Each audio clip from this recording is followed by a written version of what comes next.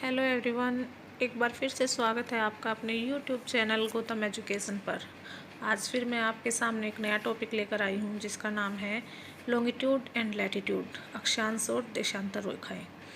आज का टॉपिक शुरू करने से पहले मैं सबको एक रिक्वेस्ट करना चाहूँगी कि प्लीज़ वीडियो को बीच में स्किप न करें, वीडियो को एंड तक ज़रूर देखें। तो आइए शुरू करते हैं आज का टॉपिक। सबसे पहले हम जो पढ़ेंगे अक्षांश एवं देशांतर रेखाओं के बारे में कि ये क्यों खींची गई हैं, ये कैसी रेखाएं हैं। ये रेखाएं काल्पनिक है जो ग्लोब पर खींची गई हैं। जो देशांतर रेखाएं हैं उनसे समय का पता चलता है और जो अक्षांश रेखाएं हैं उनसे किसी भी स्थान की कोणीय दूरी का पता चलता है, किसी भी स्थान को दर्शाया जाता है। तो जैसा कि आप यहाँ पर देख रहे हैं कि ये मान लो ग्लोब है और इसके ऊपर जो रेखाएं हैं और इनसे एक जो जाल बना हुआ है, तो ये अक्षांश और देशांतर रेखाओं से जो जाल बनता है उसको बोलते हैं ग्रिड। यानी जहाँ पर ये समकोण पर काटती हैं सभी रेखाएं, तो जो ये जाल बनता है उनको ग्रिड बोलते हैं हम। जो अक्षांश रेखाएं हैं वो ऐसे जो लेती हुई है उनको अक्षांश रेखाएं कहते हैं, और जो ऐसे उत्तरी ध्रुव और दक्षिणी ध्रुव को मिलाती हैं इनको हम देशांतर रेखाएं बोलते हैं।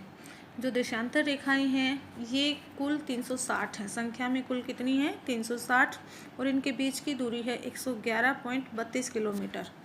जो देशांतर रेखाएं हैं इनसे समय का पता चलता है, और जैसे जैसे हम भूमध्य रेखा से ध्रुवों की तरफ जाते जाएंगे तो ये दोनों ध्रुवों पर मिलकर एक हो जाती हैं, इनके बीच की जो दूरी है वो शून्य हो जाती है। और जो अक्षांश रेखाएं हैं ये भूमध्य रेखा से ध्रुवों की तरफ जाने पर भी समान रहती हैं, इनके बीच का जो अंतर है वो समान रहता है, इसलिए अक्षांश रेखाओं को समानांतर रेखाएं भी बोला जाता है। जो अक्षांश रेखाएं हैं उनकी संख्या है 181, यानी एक 0 डिग्री देशांतर, और उत्तरी ध्रुव की तरफ जाते हुए तो 90 डिग्री अक्षांश उत्तरी ध्रुव में और 90 डिग्री अक्षांश दक्षिणी ध्रुव में। इस तरह से 9 और 9 18, यानी 180 और एक भूमध्य रेखा, तो कुल कितनी हुई 181। फिर है इनके जो अक्षांश रेखाएं हैं इनके बीच की दूरी क्या है। इनके बीच की दूरी समान रहती है, तो इनकी बीच की दूरी है 111 किलोमीटर। ठीक है, उसके बाद आइए अपने नेक्स्ट पेज पर चलते हैं। जो मुख्य अक्षांश और देशांतर रेखाएं हैं उनके बारे में हम डिटेल से करेंगे। सबसे पहले यहाँ पर देखिए जो 0 डिग्री देशांतर है इसको GMT, ग्रीनविच मीन टाइम या ग्रीनविच मध्याह्न रेखा भी बोला जाता है। यहीं से हम समय की गणना शुरू करते हैं। जैसे जैसे हम पूर्व की तरफ जाएंगे तो समय प्लस होता जाएगा, और जैसे जैसे हम पश्चिम की तरफ जाएंगे तो समय माइनस होता चला जाएगा। और ठीक 0 डिग्री देशांतर के ठीक पीछे एक 180 डिग्री देशांतर रेखा है जिसको अंतर्राष्ट्रीय तिथि रेखा भी बोला जाता है, इंटरनेशनल डेट लाइन इसको बोला जाता है। और इसको सिर्फ समुद्र प्रशांत महासागर में से इसको लिया गया है, और ये कितनी है 180 डिग्री देशांतर पर स्थित है, जो हमारी अंतर्राष्ट्रीय तिथि रेखा है। इस रेखा में 7 मोड़ आए हैं। वो क्यों आए हैं, क्योंकि किसी भी अगर स्थल भाग पर से इस लाइन को लेते तो वहाँ का जो स्थानीय तिथि है वो आगे पीछे हो जाती, इसलिए इसको सिर्फ पानी के अंदर से यानी समुद्र के अंदर से ही लिया गया है, और जहाँ पर स्थल भाग आ जाता है वहाँ पर इसको मोड़ दिए गए हैं। इस तरह से इस लाइन में कुल 7 मोड़ हैं। उसके बाद है अक्षांश रेखाएं। जो 0 डिग्री अक्षांश रेखा है इसको भूमध्य रेखा बोला जाता है, विषुवत रेखा भी इसको बोला जाता है। और भूमध्य रेखा दोनों भागों को पृथ्वी को 2 भागों में बांटती है, एक उत्तरी गोलार्ध एक दक्षिणी गोलार्ध। जो उत्तरी गोलार्ध है उस जैसे जैसे हम उत्तरी ध्रुव की तरफ जाते जाएंगे भूमध्य रेखा से, तो आगे जाके जो 23.5 डिग्री नॉर्थ अक्षांश है, उत्तरी अक्षांश है, उसको बोला जाता है कर्क रेखा। उससे आगे जैसे जाएंगे उसके बाद है आर्कटिक वृत्त, वो है 86.5 डिग्री उत्तरी अक्षांश पर।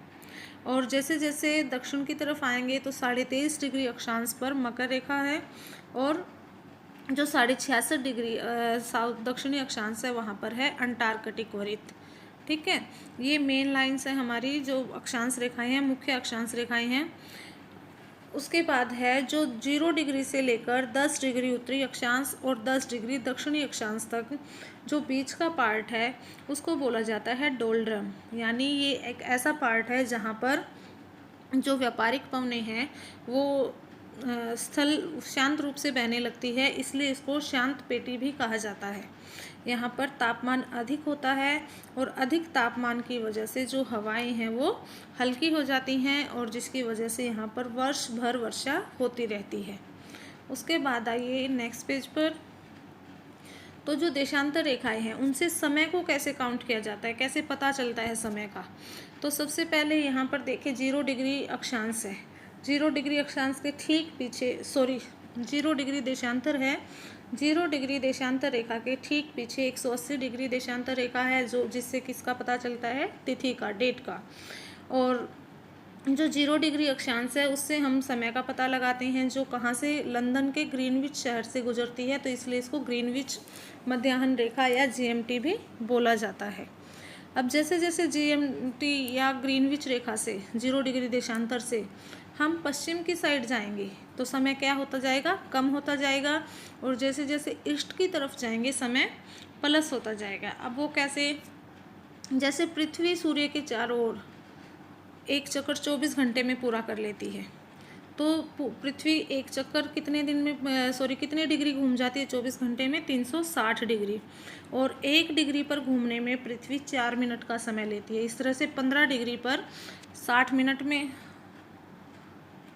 और 15 चौके 60, यानी 15 डिग्री पर घूमने में 60 मिनट यानी 1 घंटे का समय पृथ्वी को लग जाता है। इस तरह से 360 डिग्री घूमने में पूरा समय कितना लेगी, 24 घंटे।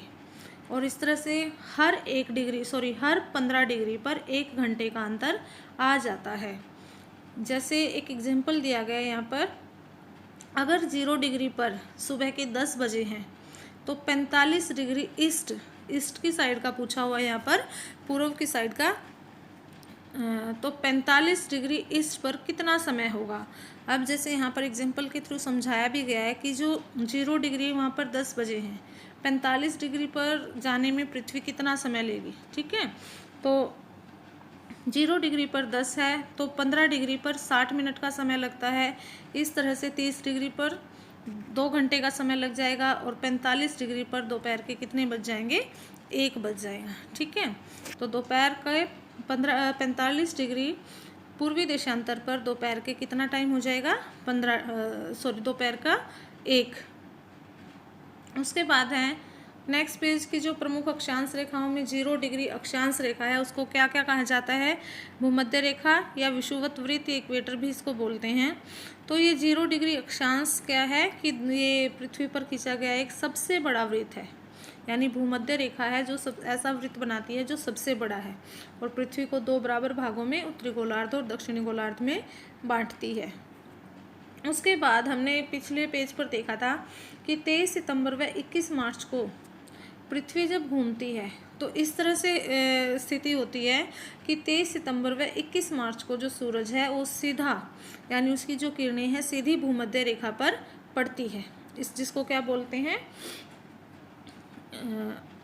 21 मार्च और 23 सितंबर को, ठीक है। और इसी दिन दोनों गोलार्धों में जो दिन और रात क्या होते हैं, बराबर होते हैं, क्योंकि जो सूर्य की किरणें हैं दोनों गोलार्धों में समान रूप से जाती हैं, तो इस दिन को क्या बोलते हैं, दोनों दिन और रात दोनों गोलार्धों में बराबर होते हैं। इसे इक्विनॉक्स या विषुव भी कहते हैं, यानी जब 21 मार्च और 23 सितंबर को सूरज भूमध्य रेखा पर होता है और दोनों गोलार्धों में दिन और रात बराबर होते हैं, तो उस स्थिति को क्या बोला जाता है, इक्विनॉक्स या विषुव कहा जाता है। उसके बाद नेक्स्ट पॉइंट है कि जो डोल्ड्रम है उसकी क्या विशेषताएं हैं। जो 0 डिग्री से 10 डिग्री उत्तरी अक्षांश और 10 डिग्री दक्षिणी अक्षांश के बीच का जो क्षेत्र है, जिसको शांत पेटी या निम्न वायुदाब पेटी भी कहा जाता है, यहाँ पर साल भर वर्षा होती है। क्यों होती है, क्योंकि जहाँ पर टेम्परेचर हाई होता है वहाँ पे एयर प्रेशर लो हो जाता है, और एयर प्रेशर लो होने की वजह से जो भारी हवाएं हैं जो वो कहाँ चलने लगती हैं, जहाँ पे टेम्परेचर हाई होता है, और उस तरफ आते आते वो क्या करती हैं, वर्षा करती है। सदाबहार वन यहाँ पर पाए जाते हैं और जैव विविधता सबसे अधिक इसी क्षेत्र में पाई जाती है। उसके बाद 23.5 डिग्री नॉर्थ अक्षांश, जो 23.5 डिग्री कर्क रेखा है उसकी क्या विशेषता है, ये भारत के बीचों बीच से गुजरती है और भारत के 8 राज्यों को क्रॉस करती है, गुजरात, राजस्थान, मध्य प्रदेश, छत्तीसगढ़, झारखंड, वेस्ट बंगाल और त्रिपुरा और मिजोरम। ठीक है। और 21 जून को जब सूरज कर्क रेखा पर सीधा होता है तो वहाँ पर क्या बोले जाता है उसको, कर्क संक्रांति। ठीक है। और उसके बाद है 23.5 डिग्री दक्षिणी अक्षांश। इसको मकर रेखा के नाम से जाना जाता है, 23.5 डिग्री दक्षिणी अक्षांश को, और यह ऑस्ट्रेलिया में से गुजरती है।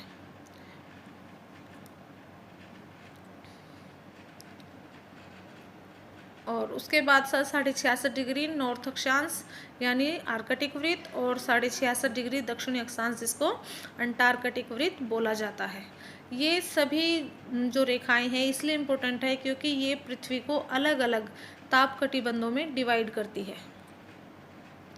जैसे यहाँ पे देखिए, जो भूमध्य रेखा है, भूमध्य रेखा पृथ्वी को 2 गोलार्धों में बांटती है, दक्षिणी गोलार्ध और उत्तरी गोलार्ध।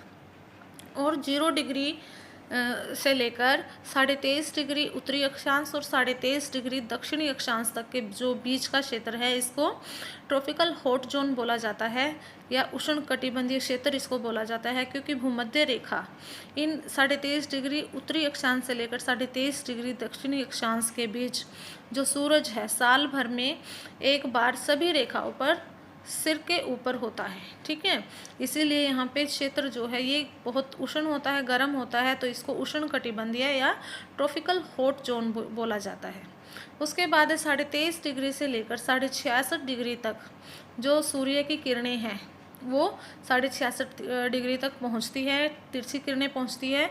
तो यहाँ पर ना अधिक गर्मी होती है ना अधिक ठंड होती है, इसलिए इसको बोला जाता है शीतोष्ण, यानी शीत भी है और उष्ण भी है, ना तो गर्म है ना ही ठंडा है, इसलिए इसको सब ट्रॉपिकल क्षेत्र या टेम्परेट जोन भी इसको बोला जाता है। उसके बाद 66.5 डिग्री नॉर्थ अक्षांश और 66.5 डिग्री साउथ अक्षांशों से लेकर जितने भी 90 डिग्री तक का जो भी क्षेत्र है इसको शीत कटिबंध, क्योंकि यहाँ पर सूर्य की किरणें बिल्कुल नाम मात्र पहुँचती है तो यहाँ पे बिल्कुल फ्रीज हो जाता है, सब कुछ बर्फ़ ही बर्फ़ होता है, तो इसलिए इसको शीत क्षेत्र या शीत कटिबंध बोला जाता है। ठीक है, जो लाइनें हैं 66.5 डिग्री 23.5 डिग्री ये सभी और 0 डिग्री ये सभी क्या करते हैं, इस पृथ्वी को अलग अलग कटिबंधों में डिवाइड इन्होंने किया हुआ है। आज के लिए इतना ही। प्लीज़ हमारे चैनल को सब्सक्राइब कीजिए और जो बेल आइकन है उसको प्रेस कीजिए ताकि आपको हमारी आने वाली लेटेस्ट वीडियो का नोटिफिकेशन मिले। So thanks for watching the video.